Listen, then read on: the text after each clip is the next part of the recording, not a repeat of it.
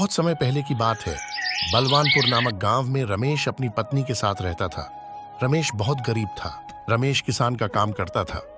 फिर एक दिन की बात है, सुबह का टाइम होता है। रमेश अपने खेत में काम करने के लिए जाता है। रमेश को काम करते करते दोपहर हो जाती है। कड़ाके की गर्मी पड़ रही थी, लेकिन रमेश अपना काम करता रहता है। रमेश को काम करते करते एक नक्शा मिलता है, जिसे वह उठाता है और जल्दी से अपने घर ले जाता है।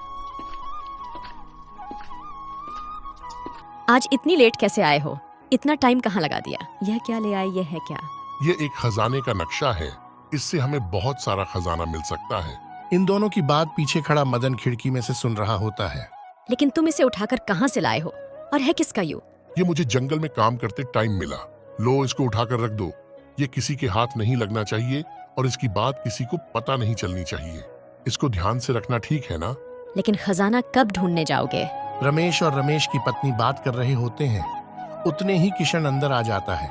रमेश की पत्नी किशन को देखकर नक्शे को कमरे में ले जाती है। अरे रमेश भाई, काहे की इतनी जल्दी है? हम भी खजाने के हिस्सेदार हैं। काहे का खजाना? कौन सा खजाना? मैंने तुम्हारी सारी खजाने की बात सुन ली है। मुझे भी साझी करो, वरना मैं सभी गांव वालों को बता दूंगा। चलो ठीक है, तुम भी खजाने के हिस्सेदार हो। कल सुबह खजाना ढूंढने चलेंगे। रमेश और मदन बात कर रहे होते हैं।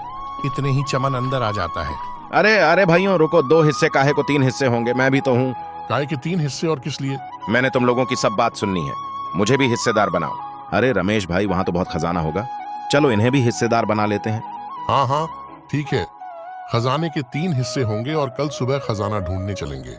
फिर सुबह होती है। सभी लोग खजाने की खोज में निकल जाते हैं।